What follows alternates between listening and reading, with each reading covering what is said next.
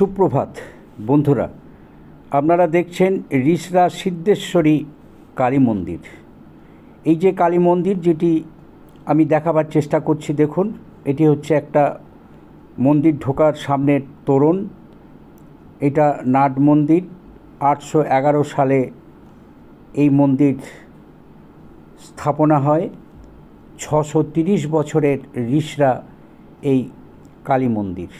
আর এই কালীমাতার একটা বিশেষ রূপ যেটা দেখুন, এই কালীমাতার জিহ্বা বের করা নয়, অর্থাৎ জিহ্বাবিহীন কালীমা, এবং দুটি হাত বিশিষ্ট এই কালী মূর্তি। সুপ্রভাত বন্ধুরা, আমি পৌঁছে গেছি রিষড়া সিদ্ধেশ্বরী কালী মন্দির। অদূরে দেখা যাচ্ছে আমার পেছনে, এটাই হচ্ছে রিষড়া সিদ্ধেশ্বরী কালী মন্দির। আমি কিভাবে এলাম একটু বলে দিই। আমি এসেছি শ্যামবাজার হয়ে বিটি রোড ধরে দক্ষিণেশ্বর ব্রিজ, যেটা বালি ব্রিজ বলা হয়, সেখান থেকে, এবং উত্তরপাড়া প্রবেশদ্বার পেরিয়ে এরপর এই যে আমার পেছনের যে রাস্তাটা, এটা হচ্ছে জিটি রোড থেকে যে রিষড়া ফাঁড়ি মোড় যেটা বলা যায়, সেখান থেকে ঢুকেছি রিষড়া রেল স্টেশন যাবার যে রাস্তা। আর একটা নাম আছে, সেটা হচ্ছে চার বাতির মোড়। আমি কলকাতা ট্যাংরা থেকে এসে পৌঁছেছি এই অঞ্চলে। এই হচ্ছে আমার বাহন দাঁড়িয়ে আছে, বাইকে করে এসেছি। অবশ্য বলা ভালো, আমি হ্রদ দেখতেও এসেছি, কলা বীজতেও এসেছি। এই কথার অর্থ হচ্ছে আমি এসেছি এখানে কাজে এসেছি। ওই যে বললাম, হ্রদ দেখা, কলা বেচা। এর মাঝে আরও একটু বলে নিই, এই দিকটা যেমন একটা দিক আসা যায়, আর ট্রেন পথে হাওড়া থেকেও আসা যায়। ব্যান্ডেলগামী যত ট্রেন আছে, যে কোনো ট্রেনে উঠলে এই রিষড়াতে নেমে ওখান থেকে 5-7 মিনিটের ওই অটো অথবা পায়ে হেঁটেও এই মন্দিরে আসা যায়। এই হচ্ছে এই মন্দিরের রাস্তার পরিচিতি। বলতে বলতে বৃষ্টি এসে গেল, ক্যামেরা কি করে করব সেটা নিয়ে খুব চিন্তা। তো যাই হোক, তবু একটু চেষ্টা করছি কিভাবে করা যায়। তো বৃষ্টি পড়ছে, একটা সমস্যা। বলতে বলতে আমি গেটের সামনে চলে এসেছি। দেখুন, এই হচ্ছে সিদ্ধেশ্বরী কালীমাতার মন্দিরের তোরণ। সরু একটা গলি ভেতর দিয়ে ঢুকে গেছে, বৃষ্টি শুরু হয়ে গেছে। একটু পরে আমি আবার ক্যামেরা করব। বৃষ্টি একটু থেমে গেছে। আমি এলাম রিষড়া সিদ্ধেশ্বরী কালী মন্দির। আমি একটু দেখাবার চেষ্টা করছি। দেখুন এর চারপাশটা। আমার পেছনে যেটা হচ্ছে, এটা এখানকার নাট মন্দির। আমি একটু ঘুরিয়ে দেখাচ্ছি ক্যামেরাটা। এই হচ্ছে সিদ্ধেশ্বরী কালী মন্দিরের চত্বর। আমি একটু দেখাই। ইনি হচ্ছেন কালীমা, পূজা আর্চা চলছে। আমি এখানে এসেছি, প্রাথমিকভাবে কথাবার্তা বলে যেটা বুঝলাম, এখানে ছবি তোলা বা ক্যামেরা করা কোনো নিষেধাজ্ঞা বলে কিছু নেই। আপনাদের সামনে এই মন্দিরের কি নিয়ম নীতি, কিভাবে আসবেন, কোন রুটে আসা যায়, ভোগ পেতে গেলে তার কি নিয়ম নীতি, এবং এখানকার যে পুরোহিত মশাই বলুন, এখানকার ম্যানেজার সাহেব বলুন, বা মন্দির কর্তৃপক্ষ যার হাতে, ওনার কথা বলুন, আমি সবার সাক্ষাৎকার নেব এবং আপনাদের সামনে এই মন্দির বিষয়ে যা যা বলছে আপনারা সেইটা শোনার চেষ্টা করবেন। আপনাদের কাছে অনুরোধ, এই মন্দির বিষয়ে যাবতীয় তথ্য আপনাদের জানাবো, এবং এই কালী মাতার মূর্তি যেটি আছে ওটা যেমন দেখাবো, আশপাশটাও আমি ঘুরিয়ে দেখাবার চেষ্টা করব। এই দেখুন, যে তোরণটা দেখতে পাচ্ছেন, এটি হচ্ছে এই মন্দিরে ঢোকার মূল তোরণ। এই শ্রী শ্রী সিদ্ধেশ্বরী কালীমাতার মন্দির, এটি হচ্ছে এই সরু একটা গলির মুখে, এবং ভেতরে দেখুন লেখা আছে সন 1811 সাল, ঈশ্বর জটাধর পাগড়াশির স্থাপিত। তো যাই হোক, আমি দেখুন দেখাচ্ছি, এটা হচ্ছে মন্দিরের ঠিক অপোজিট সাইডে হচ্ছে নাট মন্দির, যেখানে দেখতে পাচ্ছি রামকৃষ্ণ সারদামণি এবং মাঝখানে স্বামী বিবেকানন্দ। তো যাই হোক, এই ছোট্ট একটা নাট মন্দির, যেটা চারিদিকে গ্রিল দিয়ে ঘেরা আছে। আপনারা দেখুন, এই হচ্ছে রামকৃষ্ণ সারদামণি এবং স্বামী বিবেকানন্দ। তো যাই হোক, এই নাট মন্দির শ্রী শ্রী সিদ্ধেশ্বরী কালীমাতার মন্দির। এটা নাট মন্দির, আপনি একটু দেখার চেষ্টা করুন। আমি একটু ক্যামেরা ঘুরিয়ে দেখাবার চেষ্টা করছি। আর এই মন্দিরের একটা ইতিহাস তো আছে, সেটাও আমি একটু বলার চেষ্টা করছি। 1304 বঙ্গাব্দে শক্তি সাধক জটাধার পাকড়াশি সিদ্ধেশ্বরী কালী মন্দির স্থাপন করেন। 5 ফুট উচ্চ কৃষ্ণবর্ণা কালী বিগ্রহ, দ্বিভুজা, ডান হাতে খড়গ, বাম হাতে নরমুণ্ড। পদতলে শিব না থেকে এক পাশে শায়িত অবস্থায় রেখে পুজো করা হয়। আনুমানিক 811 বঙ্গাব্দে, যেটা ফলকে আমি দেখাবার চেষ্টা করলাম, ওই 811 বঙ্গাব্দে প্রতিষ্ঠিত হয়েছিল এই মন্দিরটি। মন্দিরে অজস্র ফলক আছে। এই যে সামনে দেখুন, সবচেয়ে প্রাচীন ফলকে লেখা রয়েছে সন 1811 সালে জটাধর পাকড়াশি কর্তৃক কালী ঠাকুরানী প্রতিষ্ঠিত।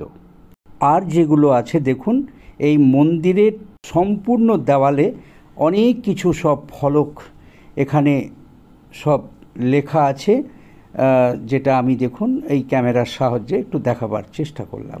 এরপরে দেখুন, এই মন্দিরের যিনি ম্যানেজার উনি বললেন, এনার নাম হচ্ছে সিদ্ধার্থ রায়। তার সাথে আমার পরিচয় হলো। তা ওনার সাথে আমি 2-4 কথা একটু জানতে চেয়েছি আপনাদের সামনে, সেটা আমি শোনাবার চেষ্টা করছি। আপনারা একটু দেখতে থাকুন বা ওনার বক্তব্য শুনতে থাকুন।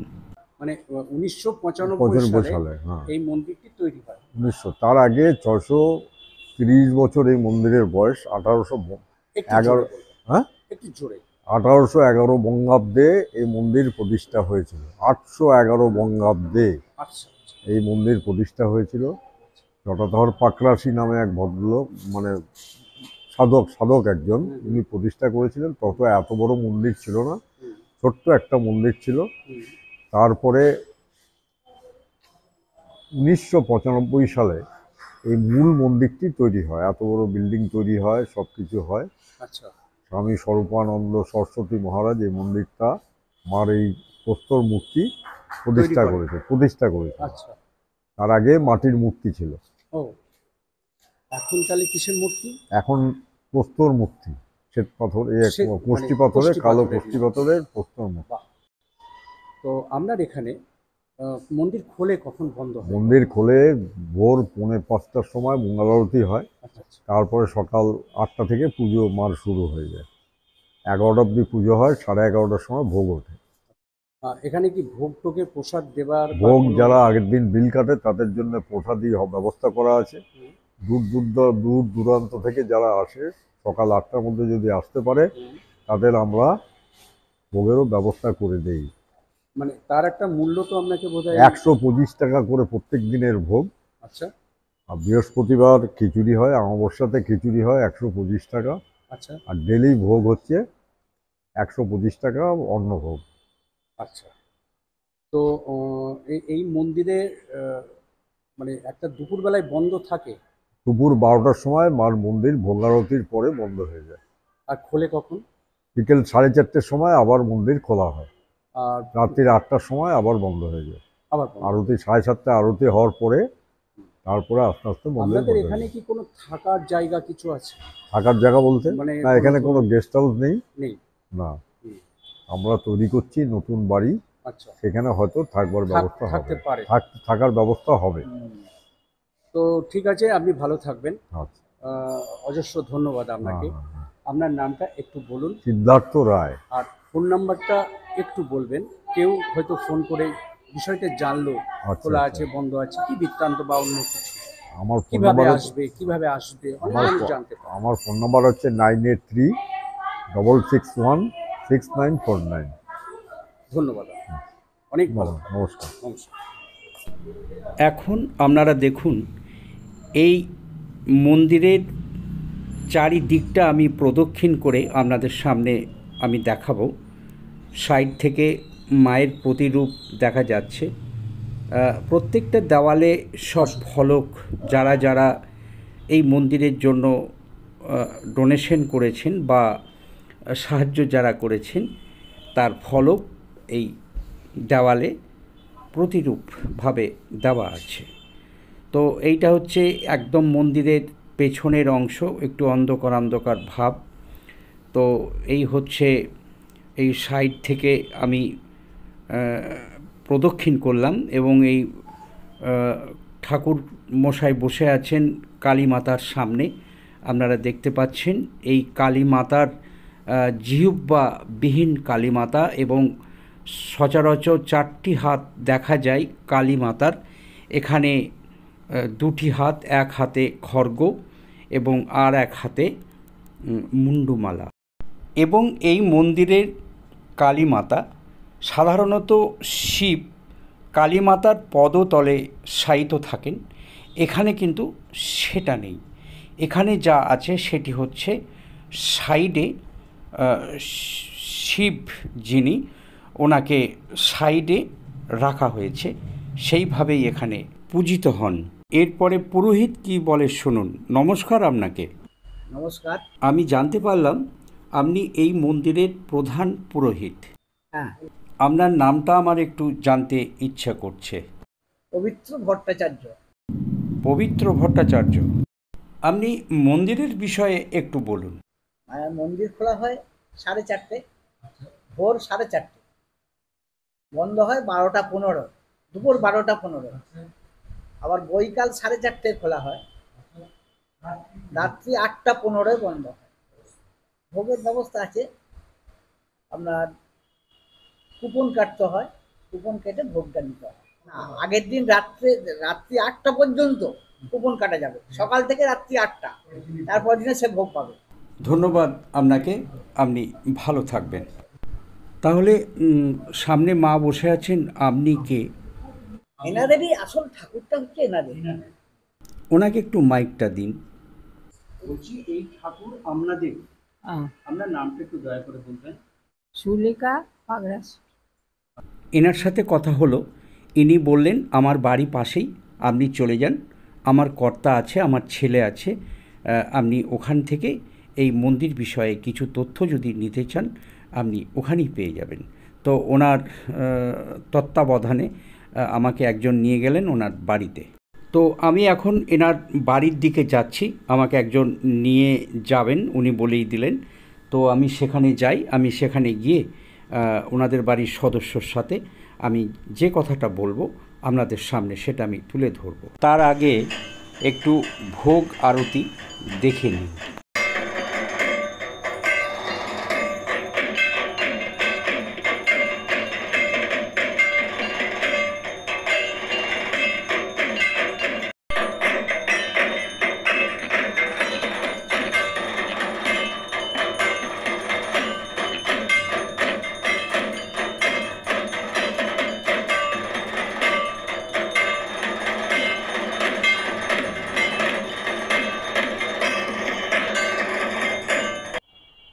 সুপ্রভাত, আমি মধুসূদন পাল কলকাতা থেকে এসেছি। আমি খবর পেয়ে এলাম রিষড়া সিদ্ধেশ্বরী কালীমা এখানে একটা মন্দির আছে। আমি ঠিক বলছি তো? হ্যাঁ, ঠিকই। আমি সেই সূত্র ধরে আমি এসেছি। আস্তে আস্তে মন্দির আমি দর্শন করলাম, ঠাকুরের ছবিও আমি তুলেছি। আপনার খবর পেলাম যে ভেতরে গেলে একটু কথা বলা যাবে।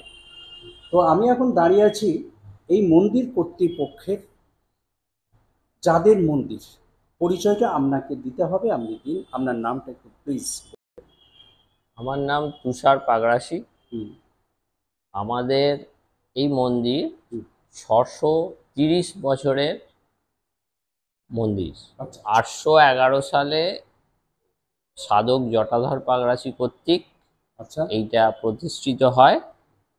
উনি বাংলাদেশের স্থল বসন্তপুরে যে জমিদার ছিলেন তার প্রধান সেবায়ত ছিলেন আর কি, মানে পুরোহিত ছিলেন। আচ্ছা। এবং আমরা পাগড়াশি যে টাইটেল, আমরা অ্যাকচুয়ালি চ্যাটার্জি।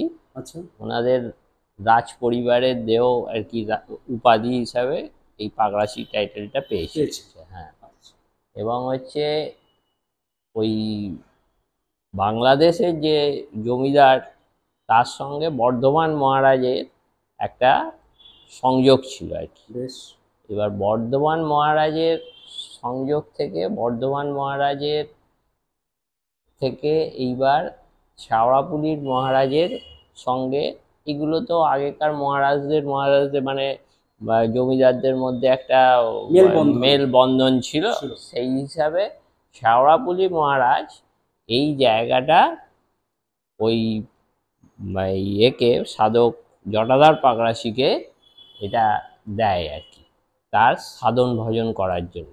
তা বেশ। উনি অ্যাকচুয়ালি আগে থাকতেন হচ্ছে আমাদের মোড়পুকুরের ওপারে, মানে লাইনের ওপারে মোড়পুকুরে থাকতেন আর কি।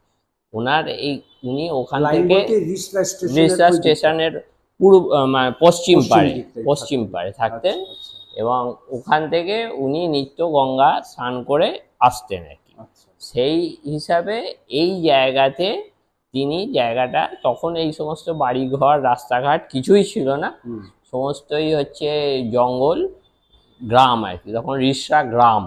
হ্যাঁ। এবার সেইখানে এবার উনি যাতায়াতে এই জায়গাটা ওনার পছন্দ হয়, এবং তখন উনি স্বপ্নে এটা পান যে এইখানে যে পুকুরটা দেখবেন, যে কালী পুষ্করণী যেটা রয়েছে, হুম।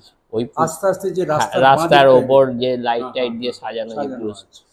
ওই পুষ্করণী থেকে একটা ঘট পান উনি, মাটির ঘট। আচ্ছা। এবং স্বপ্নে উনি যে মূর্তি এখন দেখছেন সিদ্ধেশ্বরী কালীর, সেই মূর্তি স্বপ্নে পেয়ে উনি মূর্তি তৈরি করেন, আচ্ছা। এবং তৈরি করে উনি পুজো শুরু করেন। এবং আচ্ছা। এখানে তখন চারিদিকে জঙ্গল, এবং ওই শেওড়াফুলির মহারাজকেই বলেন উনি যে এই জায়গাটা আমার সাধন ভজনের জন্য দিলে ভালো হয়। উনি তখন এই জায়গাটা ওনাকে দেন, এবং উনি তখন ওই গোলপাতার ছাউনি দিয়ে একটা মন্দির করে ওখানেই তিনি সাধন ভজন শুরু করেন। আচ্ছা। এইভাবে আমাদের ধরে 630 বছর ধরে এইভাবে এই মন্দির চলছে। এই মন্দির চলে তাহলে আসছে। এখন আপনার বাবার এখতিয়ারে আছে এই মন্দির, আমার বাবা এখনো বেঁচে আছেন। বেচার এখতিয়ারে আছে। আমিও ট্রাস্টি বোর্ডের একজন মেন সদস্য। আপনার বাবার নামটা একটু বলবেন? আমার বাবার নাম হচ্ছে ঋষিকেশ পাগড়াশি। আর আপনার নামটা আমার বললেন? নাম তুষার পাগড়াশি। বেশ, দয়া করে আপনার ফোন নাম্বারটা যদি একটু বলেন। 9433457511। বেশ, ধন্যবাদ আমাদের আপনাকে। আমি মন্দিরে এলাম, আমি দেবী দর্শন করলাম, আপনাদের সাথে কথা বলারও আমার একটু সৌভাগ্য হলো, এর জন্য আমি ধন্য। আর একটা ইনফরমেশন একটু দিয়ে দিই, বলুন। যে আমাদের এখানে মেন উৎসব হচ্ছে যে কালী পুজো, বেশ। মানে দীপাবলির রাত্রি যে কালী পুজো হয় হুম। ওটাই মেন উৎসব। তাছাড়াও আমাদের একটা নবে কলেবর উৎসব হয় সেটা কবে? চৈত্র মাসে, এবং সেই সময় আমাদের 4 দিন একটা অনুষ্ঠান হয়, ধর্মসভা হয়, গান বাজনা হয়, আচ্ছা। এবং মায়ের বিশেষ পুজো ভোগ এই সমস্ত সব হয়। এই দুটো, এছাড়া রক্ষা কালী, অর্থনীতি কালী, ফলারিণী কালী, এগুলো হয়ে থাকে আর কি। আচ্ছা, আচ্ছা। আর প্রতিদিনের একটা ভোগ প্রসাদের ব্যাপার আছে। প্রতিদিন আমাদের সকালবেলা মঙ্গল আরতি দিয়ে শুরু হয়, 5টার সময় মঙ্গল আরতি হয়। হুম। তারপরে বিশেষ পুজো শুরু হয়, পুজোর জোগাড় টোগাড় করে এটা শুরু হয় হচ্ছে 7টা সাড়ে 7টার সময়। আচ্ছা। 9:30 পর্যন্ত এই পুজোটা চলে। তারপর বাইরের সমস্ত পুজো নেওয়া শুরু হয়, এবং আচ্ছা। 12টার মধ্যে ভোগ হয়, 11:30 থেকে 12টার মধ্যে ভোগ হয়ে যায়। হয়ে যাওয়ার পর মন্দির বন্ধ হয়ে যায়। তারপর আবার মন্দির খোলে হচ্ছে বিকেল 4:30, হুম। এবং সন্ধ্যা আরতি হয় 7:30। ধন্যবাদ আপনাকে, আপনি ভালো থাকবেন।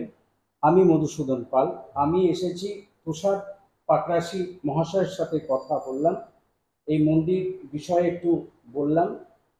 উনি এই মন্দিরের কাছেই বা পাশেই এনাদেরই জমি, এনাদেরই বাড়ি, এনাদেরই মন্দির। এই আমার পেছনে যে দরজাটা দেখা যাচ্ছে ওই সামনে, এই যে একটু দূরে, এটাই হচ্ছে মন্দির, একেবারে মন্দির এরিয়া বা মন্দির। আমি এলাম, একটু দাদার সাথে কথা বললাম, ভালো লাগলো।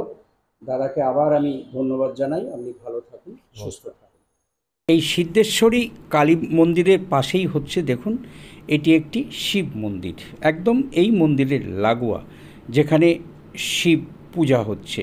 ঠিক তার পাশ থেকে যে একটা ছোট্ট গলি ঢুকে গেছে, এই হচ্ছে সেই পুকুর, যে পুকুর একটু আগে যিনি তুষার পাগরাশি সাহেব বললেন এই পুকুরের বিষয়ে, যেটা মন্দিরের সাথে ওতপ্রোতভাবে জড়িত। দেওয়ালে একটা লাল রঙের বোর্ড লাগানো আছে দেখুন, এখানে মন্দির বিষয়ে অনেক কিছু লেখা টেখা আছে। আপনারা একটু পজ করে এইগুলো সব দেখে নেবেন। আরও একটু আমি ঘুরিয়ে দেখাচ্ছি, দেওয়ালে সব ফলকনামা লেখা আছে। এই মন্দিরের সাথে যারা যুক্ত সম্ভবত তাদেরই সব নামধাম এখানে দেওয়া আছে। তো যাই হোক বন্ধুরা, এছাড়াও দেখুন এই গলির ভেতরে ঢুকতে দুদিকে দেখুন কিছু ফুল মালা, পূজা সামগ্রী সব বিক্রি টিক্রি হচ্ছে, আপনারা দেখতে পাচ্ছেন। তো এখান থেকে কিনে মানুষজন পুজো আর্চা করছেন এবং পুজো দিচ্ছেন। তো মোটামুটি ফুল মালা মিষ্টি কিনে টিনে পুজো দিতে তাও অন্তত শতখানেক টাকা প্রয়োজন, কারণ এখানে মিষ্টি আলাদা কিনতে হবে, ফুল মালা আগে আলাদা কিনতে হবে এবং সব কিছু দিয়ে টিয়ে পুজো দেওয়ার এখানে ব্যবস্থা আছে। তো কথা বলে যেটা জানতে পারলাম যে এখানে পুজো দিতে গেলে অন্তত 50-60 টাকা তো লাগবেই মিনিমাম, তার কম পুজো দেওয়া এখানে হয় না। তো যাই হোক সেটা কথা নয়, তো যারা আসেন তারা পুজো আর্চা দেন। আমি দেখলাম, ঘুরলাম ফিরলাম। তো যাই হোক বন্ধুরা, তো এই মন্দির আমি একটু আপনাদের সামনে এই মন্দিরের প্রতিচ্ছবি আমি একটু তুলে ধরার চেষ্টা করলাম, আশা করি আপনাদের ভালো লেগেছে। আমি আর একবার আপনাদেরকে রাস্তাটা চিনিয়ে দিই। এই দিকের স্টেশন চলে গেল, অর্থাৎ স্টেশন থেকেও এদিকে যেমন এই মন্দিরে আসা যায়, আবার বাঁ দিকটা এটা হচ্ছে জিটি রোড থেকে এই রাস্তা থেকে এসে এই মন্দিরে ঢোকা যায়। তো যাই হোক আমি সামনে দাঁড়িয়ে আপনাদের সামনে এই গলির মুখটা খানিকটা হলে দেখাবার চেষ্টা করলাম। আর এই মিষ্টির দোকান বাঁ দিকটা, ঠিক তার পাশের গলি ঢুকলেই হচ্ছে মন্দির। এই ভেতরে একটুখানি ঢুকে দেখুন, ওই যে মা বলে লেখা আছে, এই ঢুকলেই হচ্ছে এই মন্দির। তো যাই হোক বন্ধুরা, তো আপনাদের সামনে আমি এই মন্দিরের প্রতিচ্ছবি আপনাদের সামনে তুলে ধরলাম, আশা করি আপনাদের ভালো লেগেছে। আমি আগামী দিনে চেষ্টা করব আরও কিছু পৌরাণিক, ঐতিহাসিক বা কোনো সামাজিক অনুষ্ঠানের ভিডিওগ্রাফি তুলে আপনাদের সামনে আমি তুলে ধরব। আমি মধুসূদন পাল, আমার একটি ইউটিউব চ্যানেল আছে যার নামও মধুসূদন পাল। আপনাদের কাছে আবেদন, আমার এই চ্যানেলটি লাইক, শেয়ার এবং সাবস্ক্রাইব করে আমার পাশে থাকবেন। সবাই ভালো থাকবেন, সুস্থ থাকবেন।